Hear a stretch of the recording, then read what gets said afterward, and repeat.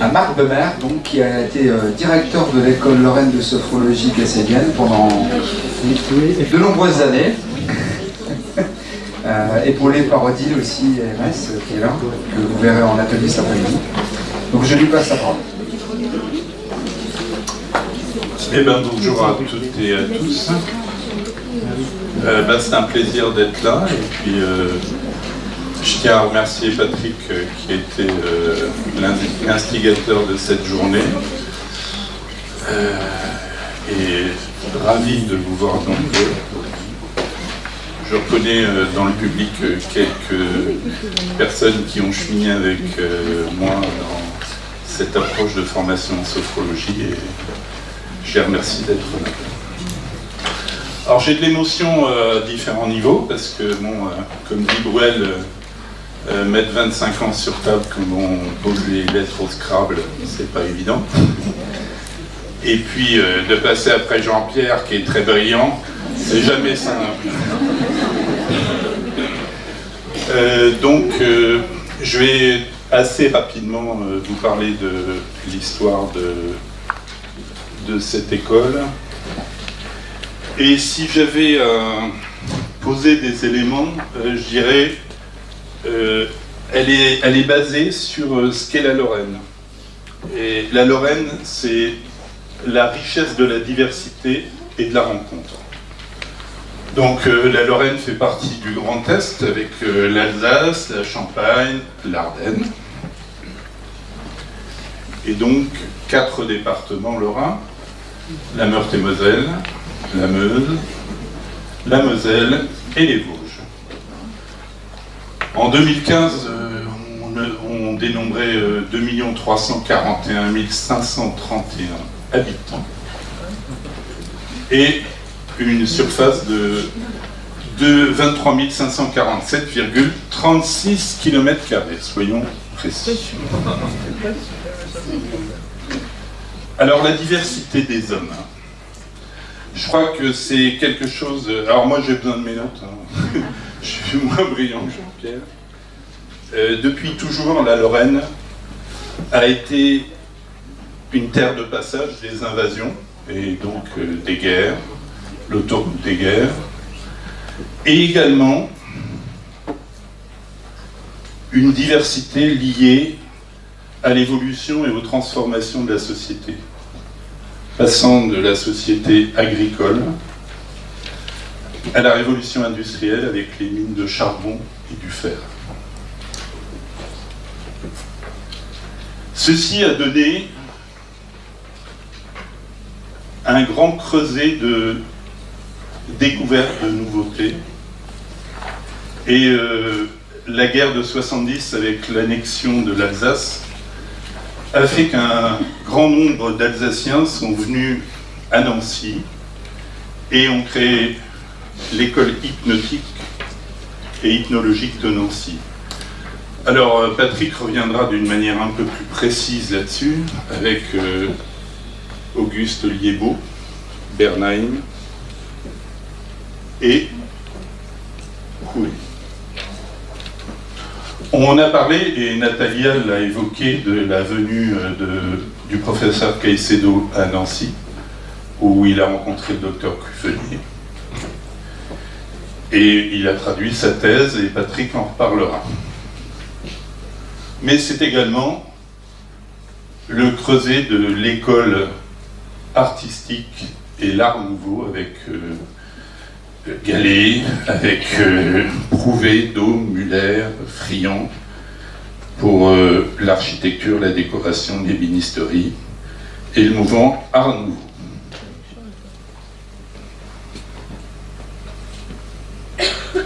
Alors, qui a eu cette idée folle un jour d'inventer l'école? Eh bien, lors d'une formation en Andorre, comme l'a évoqué Natalia, il y a Alfonso Caicedo a débuté la création d'écoles déléguées et a donné lieu à la création de l'école de Nancy,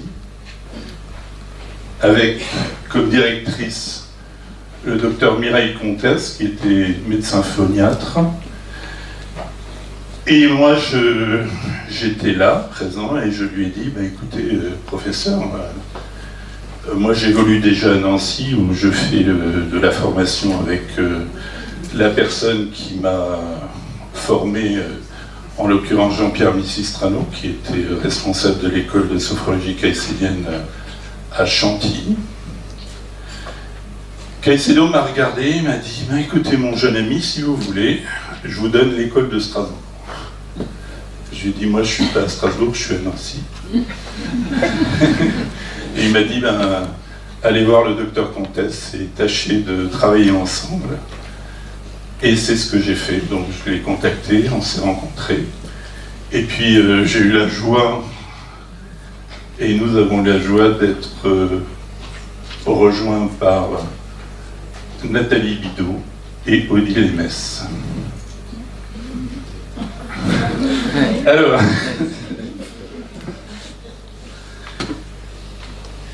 le thème de la richesse et de la diversité est présent également dans les personnes qui ont concouru à la création de cette école, puisque nous avons tous été formés en sophro de base dans des écoles différentes, puis nous avons continué un travail dans les degrés supérieurs.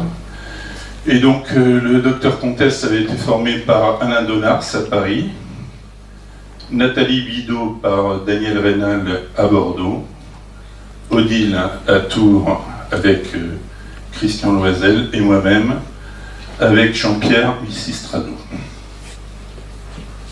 Il y a de l'émotion dans ma voix et vous pouvez l'entendre.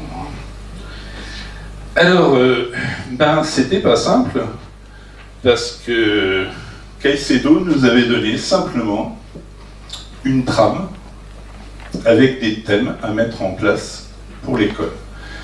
Les pratiques, c'était pas trop compliqué puisqu'on en avait l'habitude, mais aller à la rencontre, pour ma part par exemple, des philosophes chrétiens médiévaux, comme Don Scott, Saint Bonaventure, j'avoue que j'ai passé quelques heures au domaine de l'année pour aller dans la bibliothèque et me renseigner sur la notion d'immanence et de transcendance. Et après 1 an de gestation, l'école a mis en place la première formation en 1993. Alors pour nous, tout d'abord, un peu comme l'avait évoqué Jean-Pierre, nous sommes passés sur un système pas évident parce qu'au départ, la sophrologie, c'était un peu tout et n'importe quoi. Et il ne se passait pas une journée sans que j'ai des coups de téléphone me demandant si, avec la sophrologie, on pouvait marcher sur le feu, si on pouvait régresser dans des vies antérieures, et autres approches, et à chaque fois je répondais, non. C'est carré, c'est scientifique, et il faut s'entraîner. Et vous découvrirez des choses bien plus riches que ces éléments extraordinaires. Car la sophrologie a l'avantage d'être une technique tout-terrain, comme j'aime à le dire dans les formations. C'est-à-dire, il n'y a pas de musique d'ambiance, il n'y a pas une lumière tamisée, non. C'est ce que l'on est soi.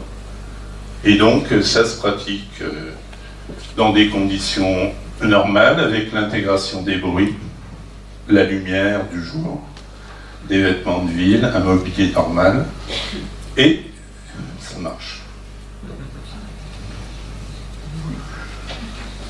S'appuyant sur des éléments qui sont transmis avec une rigueur de la méthode et qui a évolué au fil du temps, et j'en reparlerai, on travaille sur le corps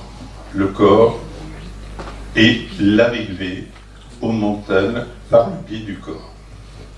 Alors, différemment de Jean-Pierre, moi je suis arrivé à la sophro Parce que, à votre santé,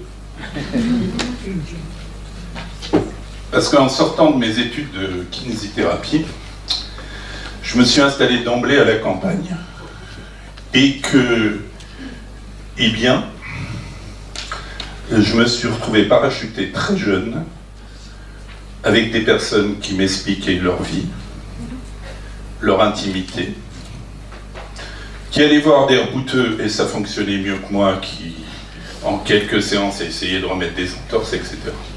Alors j'ai travaillé d'abord sur le corps, j'ai été travailler en énergétique chinoise, ostéopathie, et j'ai buté sur l'écueil qui était le corps m'amener au mental et comment l'aborder.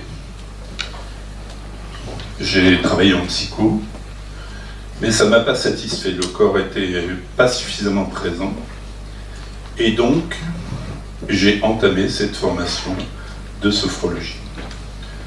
Pour des raisons personnelles, parce que déjà à l'époque, en tant que kiné, dans l'intimité, il y avait beaucoup de plaintes, de douleurs, de souffrances. Et que j'étais ainsi l'éponge de ces difficultés. Ce qui rejaillissait aussi sur mes proches, qui parfois c'était pas très sympa. Et donc la sophro était pour moi le moyen de pouvoir mobiliser autrement cette approche, cette rencontre et mon existence.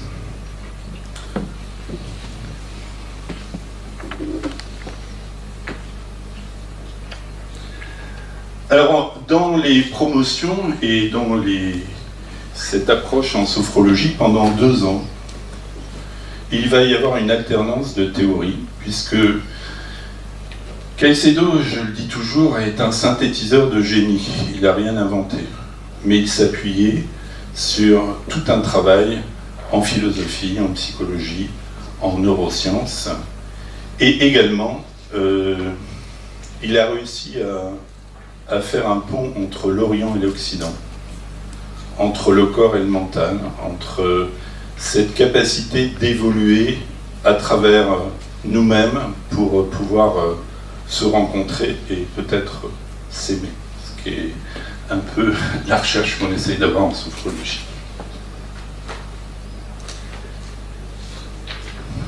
L'école de sophrologie a évolué au fil du temps et le docteur Comtesse a arrêté la direction de l'école pour des raisons personnelles en 1995.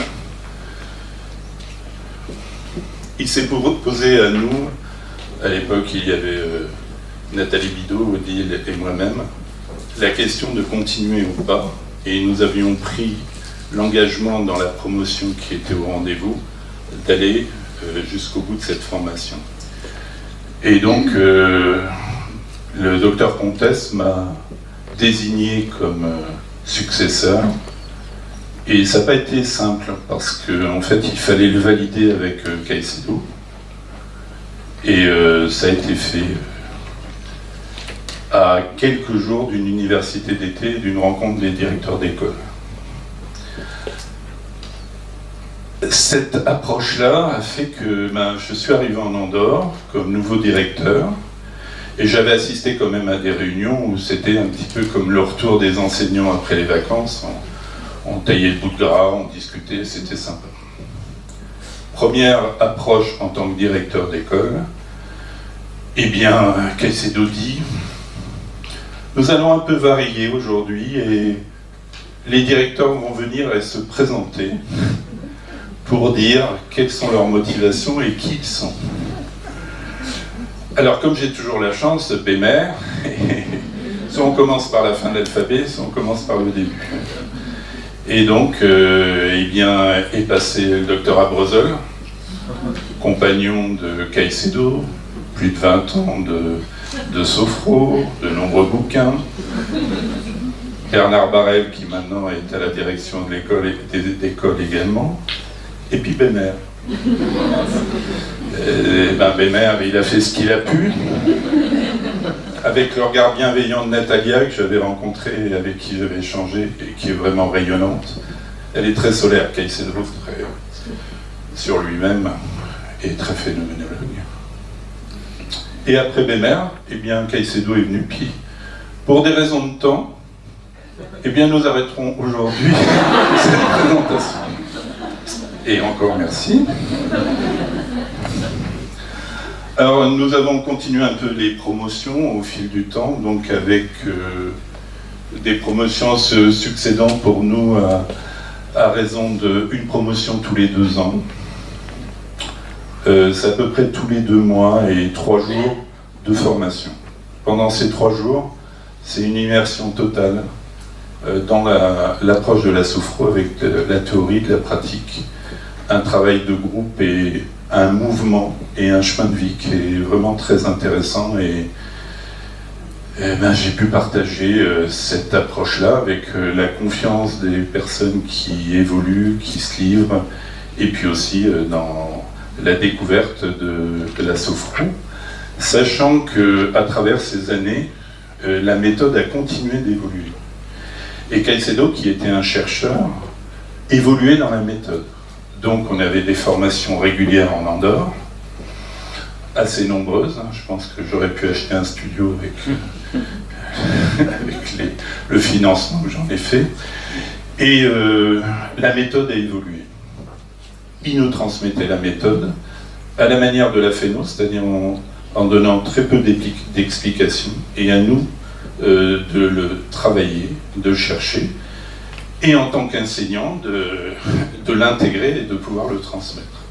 Donc la méthode a beaucoup évolué au fil du temps, et on est passé à 12 degrés, à de nombreuses techniques spécifiques, à des variations de position. Et quand Jean-Pierre parlait justement et vous a demandé de vous mettre debout, justement en sophro, c'est de la relaxation dynamique. C'est-à-dire que être allongé et aller vers le sommeil, c'est pas ce qu'on fait en sophro. C'est position debout, assise, position dérivée du zen en 3e degré, bord de chaise, et la position isoké dite du pharaon qui a évolué. Et donc toutes ces nouveautés avec des mouvements à la fois dans la théorie et la pratique ont été au fil du temps présents et à travers les différentes promotions. Ce qui n'a pas été simple pour certaines promotions qui ont eu droit à 3, 4 moutures de relaxation dynamique en rapport avec l'évolution de la méthode. Donc, dynamique 1, 2, VI, Wi-Fi, enfin je vous passe les termes de sophro, donc ça n'a pas été simple. Donc, c'est cette approche qui pour nous est essentielle, c'est un vécu. Alors on voit peut-être pas trop bien, alors je vais vous le livrer. Enseigner n'est pas facile, et ce d'autant plus dans une démarche vivencielle et existentielle. C'est-à-dire qu'en sophro, on est dans des pratiques, du vécu, qui dévoilent au fur et à mesure la possibilité de se rencontrer. Cela nécessite de notre part, je parle de l'équipe enseignante, une remise en question personnelle et commune afin d'améliorer notre démarche pédagogique. Donc ça a été ce que nous avons fait au fil du temps, avec une méthode évolutive et un enseignement qui l'a suivi.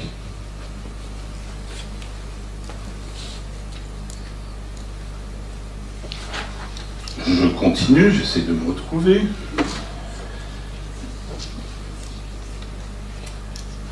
Et donc les cours et les pratiques évoluent, et sur les 2 années de cette première formation que l'on appelle le cycle fondamental, les élèves vont apprendre au fil du temps à intégrer les formes théoriques, mais aussi à pratiquer.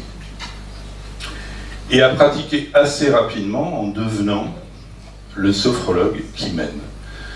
Ça génère toujours du stress et des difficultés au départ, mais ça se passe très bien.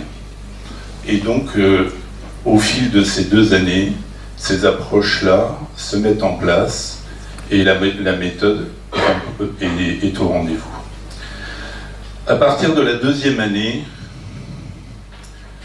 il y a l'intervention de sophrologues qui ont continué à cheminer dans leur domaine et qui viennent livrer ceux qu'ils mobilisent avec la sophrologie dans leur professionnalité. Et Jean-Pierre fait partie des intervenants. Il y a également dans le domaine de la périnatalité Odile, la douleur. Et vous vivrez ce qu'ils feront cet après-midi à travers les ateliers, cette possibilité de rencontrer comment la sophro peut être au rendez-vous dans des chemins particuliers de vie.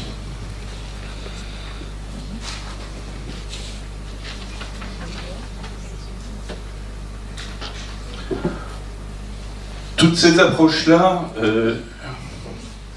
sont toujours avec bienveillance. En sophro, on n'est pas du tout dans la notion de « il faut »,« il y a qu'à » et « on doit ». Donc j'ai pour habitude de dire au départ, hein, parce que bon après, si vous voulez être sophrologue, il faut quand même intégrer certaines notions, mais je dis toujours, la sophrologie c'est le Club Med. Tout est proposé, rien n'est imposé. Et c'est cet élément-là que j'aime en sophrologie, c'est-à-dire qu'une personne va rencontrer quelque chose de nouveau, où le corps va être au rendez-vous, mais il va y avoir ce qu'on appelle également l'alliance. C'est-à-dire que le sophrologue n'est pas celui qui sait et qui dit « vous devez savoir ça ». C'est celui qui rencontre et qui évolue avec la personne.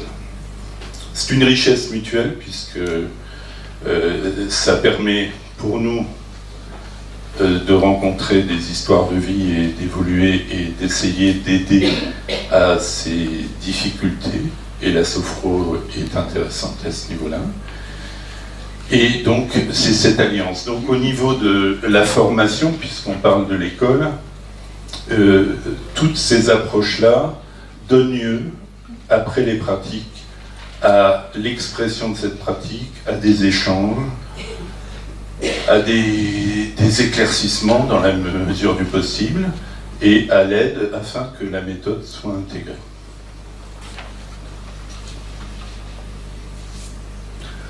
À l'issue de ces 2 années,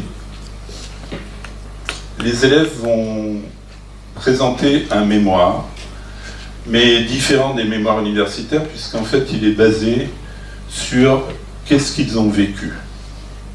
Comment s'est passé la sophro est basée sur l'espace, le temps, le corps, donc on est dans des notions de passé, présent, futur, qui se mobilisent au fil du temps à travers les pratiques. Et ce mémoire est en quelque sorte une balise que les élèves vont mobiliser pour poursuivre leur chemin, qui se poursuivra à leur manière, ou peut-être en poursuivant dans des cycles supérieurs qui ne sont dispensés que par la fac. Alors, voilà la photo de la première promo. Tu faisais encore plus nounours là. Hein. Ouais.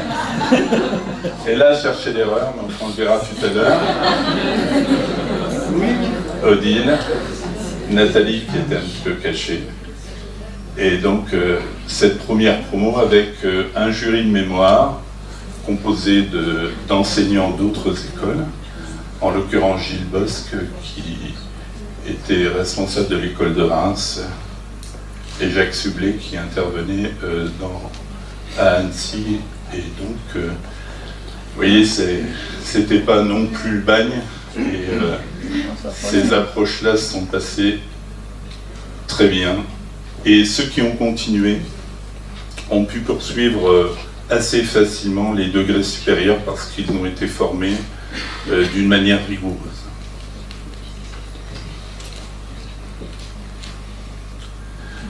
Chaque enseignant ou participant doit s'entraîner et doit mobiliser la sophrologie dans son domaine et pour lui-même. Et donc là, vous voyez Odile MS, qui est au rendez-vous, là, au premier rang, qui ne veut pas venir à l'estrade, donc je pallie à sa non-présence. Et d'ailleurs, un article vient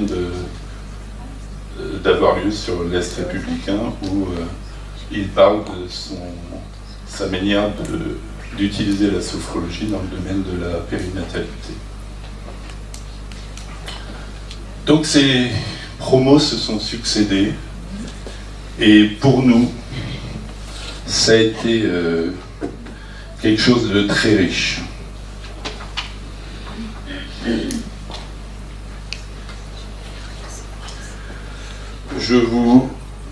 Alors en sophrologie, on fait ce qu'on appelle des phénodescriptions.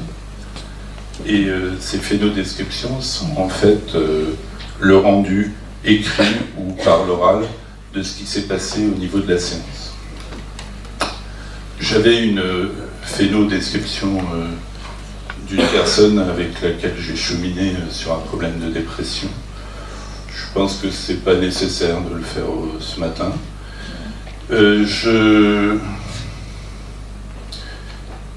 J'ai ainsi, moi, décidé d'arrêter la direction de l'école.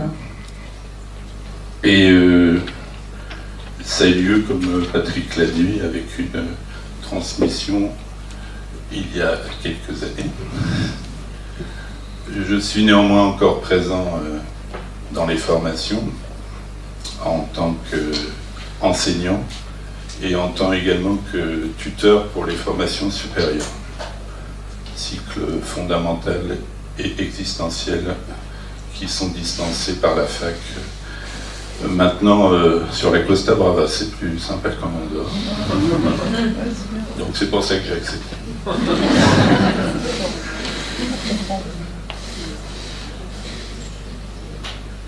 Donc voilà un peu rapidement brossé la manière, l'évolution de ces approches.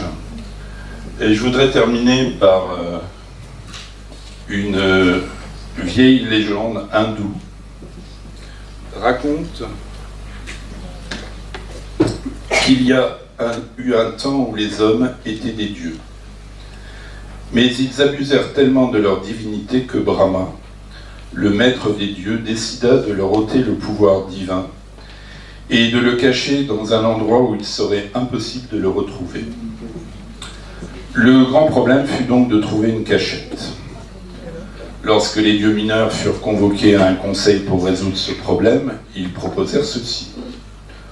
Enterrons la divinité de l'homme dans la terre. Mais Brahma répondit, non, cela ne suffit pas, car l'homme creusera et la trouvera. Alors les dieux répliquèrent, dans ce cas, jetons la divinité dans le plus profond des océans. Mais Brahma répondit à nouveau, non, car tôt ou tard, l'homme explorera les profondeurs de tous les océans, et il est certain qu'un jour, il la trouvera et la remontera à la surface. Alors les dieux mineurs conclurent, nous ne savons pas où la cacher, car il ne semble pas exister sur la terre ou dans la mer d'endroit que l'homme ne puisse atteindre un jour. Alors Brahma dit, voilà ce que nous ferons de la divinité de l'homme. Nous la cacherons au plus profond de lui-même, car c'est le seul endroit où il ne pensera jamais à chercher. Depuis ce temps-là, conclut la légende, l'homme a fait le tour de la terre, il a exploré, escaladé, plongé, creusé à la recherche de quelque chose qui se trouve en lui. L'école de sophrologie caïcédienne de Lorraine a semé, nous l'espérons, de nombreuses graines qui feront leur chemin. Nous souhaitons que leur processus de maturation et d'éclosion permette une récolte abondante, diversifiée et lumineuse. Puisse ainsi notre école s'enraciner et se ramifier dans notre région, preuve de sa vitalité, mais aussi de son ouverture et de son partage. Ce texte a été écrit en partie pour l'université d'été de la Fondation Alfonso Caicedo en août 2000. Et il était prémonitoire, car cette journée, la concrétisation de ce souhait. Cette journée vient témoigner de la pérennité et de l'implantation de la sophrologie caïcélienne en Lorraine. Le flambeau est désormais transmis à son nouveau directeur, Patrick Fiorletta.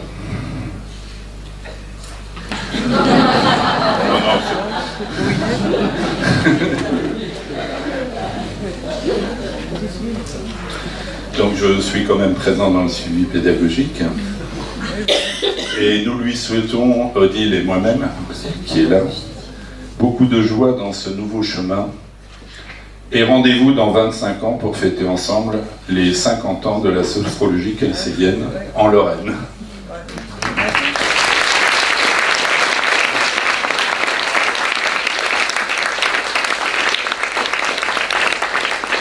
Et je terminerai par cette diapositive. Pratiquer la sophrologie, c'est comme apprendre à jouer du piano. Savoir lire la partition ne suffit pas pour devenir pianiste, il faut s'entraîner. Alors moi, je la transforme un peu, parce que je suis plus un peu dans ça. Découvrir un vin à travers la théorie qui l'entoure ne suffit pas, et il vaut mieux le déguster. Voilà, merci à vous.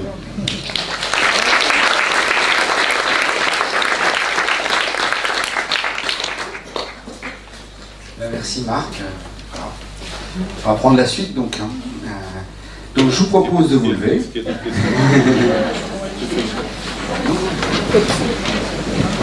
Est-ce que vous avez des questions sur l'école? Sur l'intervention de Marc?